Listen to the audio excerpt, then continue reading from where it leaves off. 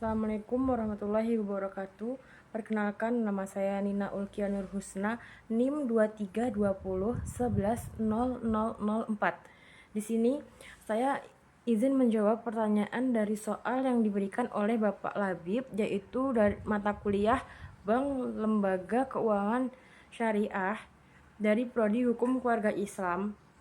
Langsung saja. Baik, izin menjawab nomor 1, yaitu akad yang tepat atau yang paling tepat untuk pembiayaan rumah Haidar dan Nabila di Bank Syariah Indonesia berdasarkan kasus Haidar dan Nabila yang ingin membeli rumah seharga 500 juta dengan tabungan 100 juta. Akad yang tepat diterapkan di Bank Syariah ya ini adalah akad murabahah. Akad ini merupakan bentuk jual beli dengan keuntungan yang transparan di mana bank bertindak sebagai membeli aset atau membeli rumah terlebih dahulu, kemudian menjualnya kembali kepada nasabah dengan harga pokok ditambah margin atau keuntungan tetap yang disepakati di awal. Penjelasan dan alasan hukumnya yaitu cara kerja akad murabahah atau BSI akan menggunakan tabungan Haidar dan Nabila yaitu 100 juta sebagai uang muka. Bank kemudian membeli rumah dari penjual dengan sisa harga 400 juta sehingga total harga jual nasabah menjadi 500 juta plus margin keuntungan. Bank misalnya 5 atau 10% per tahun disesuaikan dengan tenor. Nasabah mencicil harga total ini secara bertahap tanpa tambahan bunga. Ini sesuai dengan produk BSI Gria pembelian yang menggunakan akad murabahah untuk rumah siap huni. Kemudian alasan hukum syariah yaitu bebas riba. Sudah jelas riba itu sangat-sangat dilarang dalam surat Al-Baqarah 275 sampai 279 yang mendefinisikannya sebagai tambahan nilai tanpa imbalan yang setara seperti bunga tetap tidak bergantung pada resiko usaha murabahah menghindari riba karena keuntungan bank berasal dari markup harga yang jelas dan disepakati dan itu bukan bunga, serta transaksi berbasis aset real atau rumah. Ini memenuhi prinsip syariah, transparansi atau harga pokok dan margin adil. Tidak ada unsur spekulasi dan pemiliknya langsung bank aset-aset sebelum dijual. Kemudian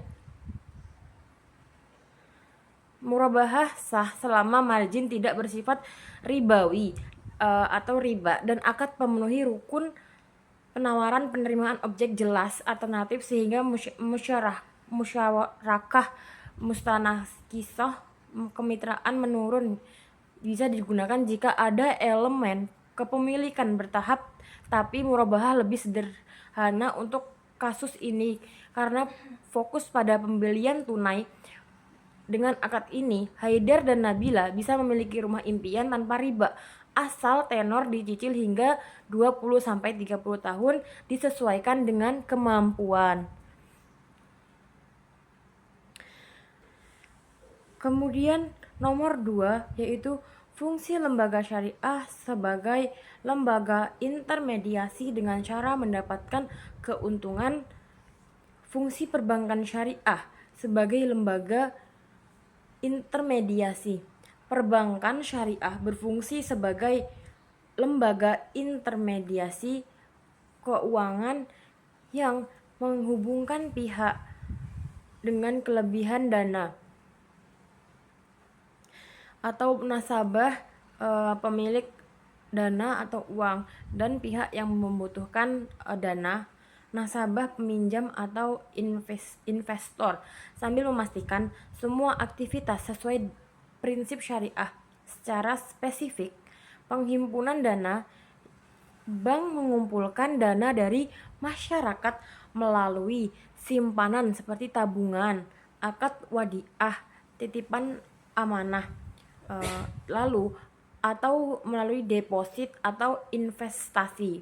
Akad mudharobah, di mana nasabah berbagi risiko dan keuntungan. Ini menciptakan likuiditas untuk masyarakat yang ingin menyimpan dana secara aman. Lalu penyaluran dana, bank menyalurkan dana ke sektor produktif melalui pembiayaan seperti murabahah atau jual beli dengan margin tadi keuntungan, mudharobah bagi hasil investasi atau musyarakah kemitraan. Tujuannya mendorong pertumbuhan ekonomi halal seperti UMKM atau proyek syariah sambil menghindari sektor haram, misalnya alkohol atau perjudian. Manfaat intermediasi mengurangi asimetri informasi, pengelola risiko, dan memastikan dana mengalir ke usaha real, bukan spekulatif. Ini berbeda dari bank konvensional yang berbasis bunga syariah, menekankan keadilan dan transparansi, di mana bank berperan sebagai mitra usaha, repositori. Cara perbankan syariah mendapatkan keuntungan. Bank syariah memperoleh keuntungan melalui sistem bagi hasil atau nisbah atau margin dan tetap dari transaksi real, bukan bunga tetap yang dianggap riba. Cara utamanya yaitu bagi hasil mudharobah, musyarakah. Bank mengelola dana nasabah untuk investasi lalu membagi keuntungan sesuai nisbah, misalnya 60 40 untuk nasabah. Jika rugi, bank tanggung resiko operasional, tapi nasabah tidak rugi pokok dana. Contohnya, deposit syariah memberikan imbal hasil dari keuntungan dengan bank bunga tetap. Margin atau keuntungan tadi murabahah atau ijaroh. Bank membeli aset, misalnya barang atau properti, dan menjualnya dengan tambahan margin tetap. Markup atau markup harga, yang dibayar cicil keuntungan dari selisih harga. Ini dihitung berdasarkan biaya akuisisi dan risiko biaya jasa lain seperti free administrasi atau hadiah atau hibah sukarela untuk simpanan wadiah. Semua ini transparan dan diawasi DSN, MUI atau OJK, memastikan keuntungan dari usaha real bukan eksploitasi. Tergantung performa mendorong efisiensi bank. Kemudian nomor 3, yaitu 3 hal yang dilarang dalam transaksi bisnis syariah. Yang pertama, contoh dan pendapat tentang pernyataan bank syariah sama saja dengan bank konvensional. 3 hal yang dilarang dalam transaksi bisnis syariah. Transaksi syariah harus bebas dari unsur haram atau untuk menjaga keadilan, transparansi, dan keberkahan. Berikut 3 larangan utama berdasarkan Al-Quran, Surat Al-Baqarah ayat 27, Quran Al-Maidah ayat 90, dan Fatwa DSN MUI. Yang pertama ada riba, yaitu tambahan nilai tanpa imbal setara, tambahan harta tanpa usaha atau risiko yang adil seperti bunga pinjaman. Dilarang karena menciptakan ketidakadilan dan eksploitasi. Contohnya meminjam 1 juta dengan mengembalikan 1.100.000 karena bunga 10% tanpa bank terlibat dalam usaha peminjaman. Ini riba nasiah atau penundaan. Yang kedua ada gohar, ketidakjelasan atau ketidakpastian berlebih. Transaksi dengan objek atau syarat yang tidak jelas menyebabkan penipuan atau sengketa. Dilarang untuk menjamin kepastian Contohnya menjual ikan di laut tanpa mengetahui jumlah ukuran atau kualitas karena pembeli tidak tahu apa yang dibeli. Yang ketiga ada maisir atau perjudian atau keuntungan mudah tanpa usaha. Hal ini sangat dilarang.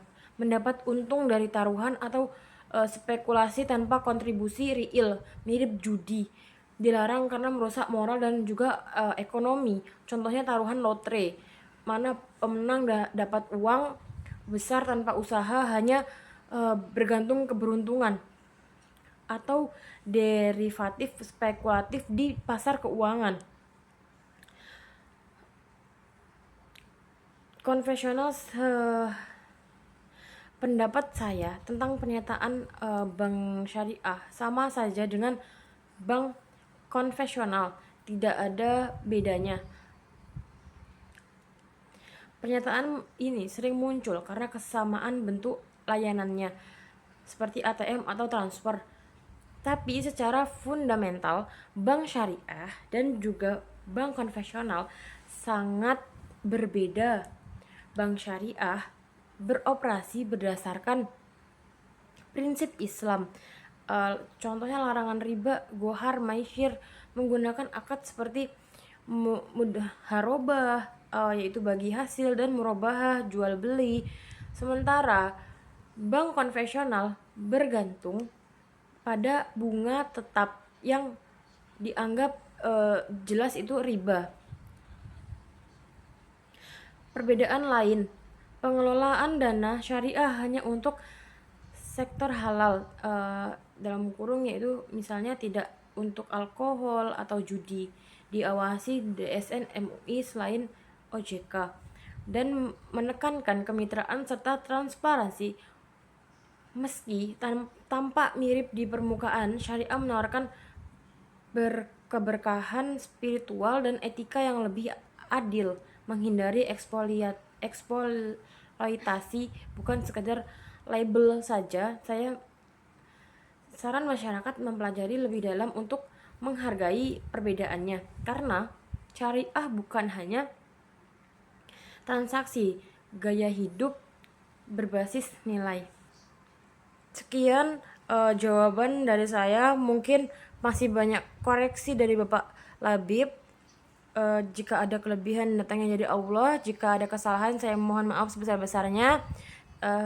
Itu yang mampu saya pahami dari pertanyaan soal UTS Bank Lembaga Keuangan Syariah dosen pengampu Bapak Labib. Sekian saya ucapkan terima kasih. Wassalamualaikum warahmatullahi wabarakatuh.